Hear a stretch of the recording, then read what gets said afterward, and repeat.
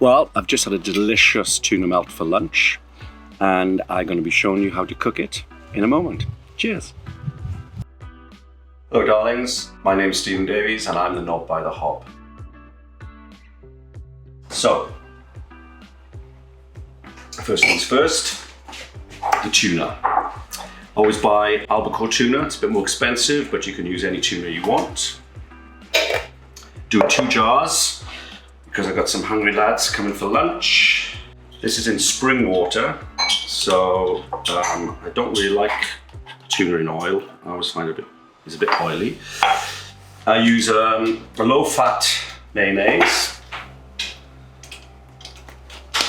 I then put in a little bit of, I buy these already done up salts. This is a little garlicky salt, which is really nice. I use this a lot on lots of different dishes.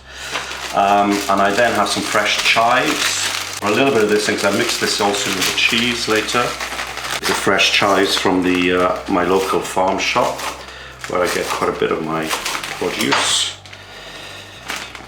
Mix that together.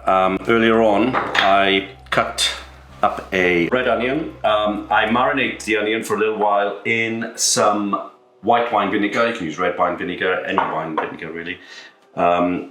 I leave that marinate for a little bit. Kind of the vinegar makes it almost cook and soften. I would normally leave it a little bit longer than I have today, but just leave that soften up.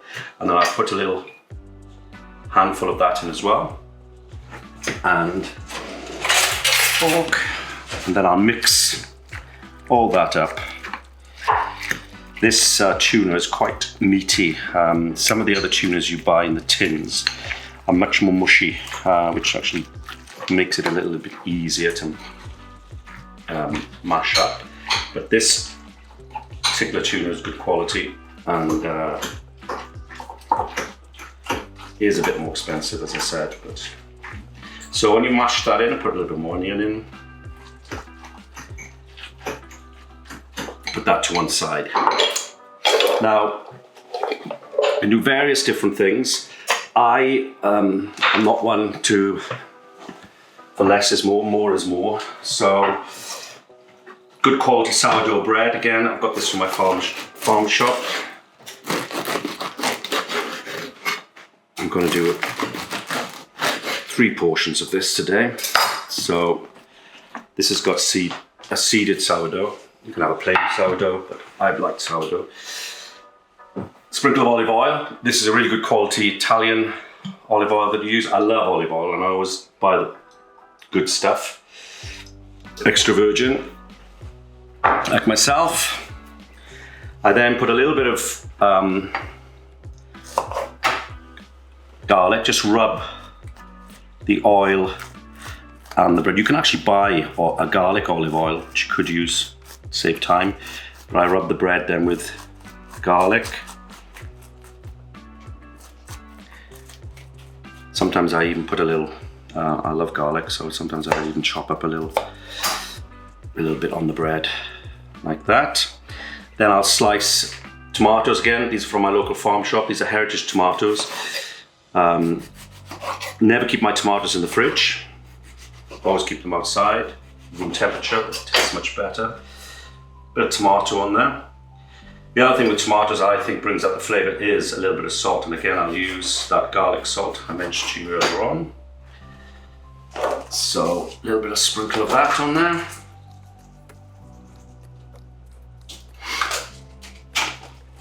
Then it's up to you. I'm going to leave it at that. You can have, you can grill some peppers and put on there. I sometimes put a little bit of salad. So I put a little bit of green on there.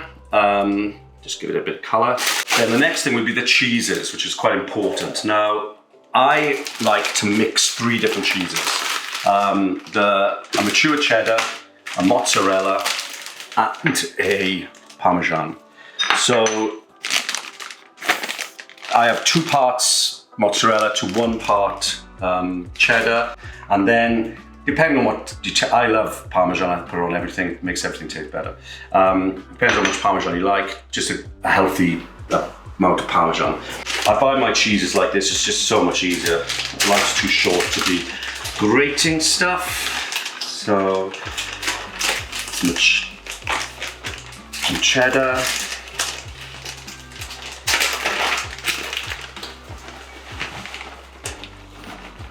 Put a little more mozzarella, and then the Parmesan. Mix all that up. Should have put it in a bigger bowl. Mind. And I also would put some more chives into the cheese.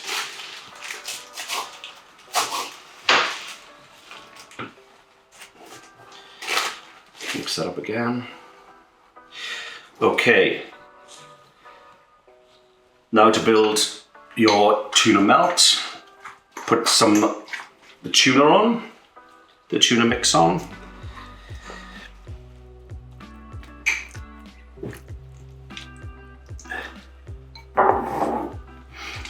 And then, once you've done that, put the cheese on top. Squish it down a little bit. There you go.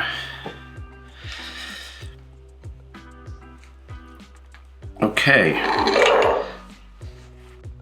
Make it a little bit greener. And that's it, ready to go. So you put that now in the grill until the cheese is all bubbling and hot. So,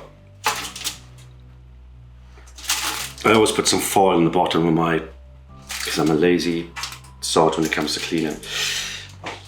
Not that I do any of my own cleaning. Grill on. And then slide that under and leave it for 5 minutes.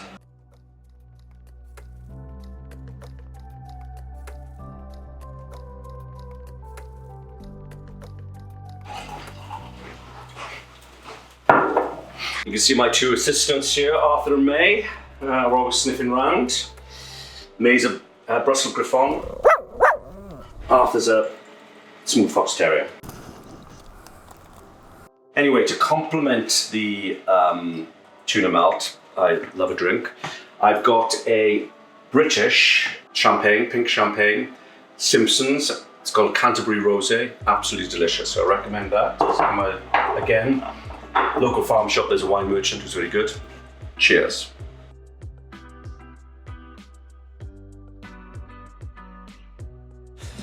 Okay, now they're done after just about 5 minutes under the grill.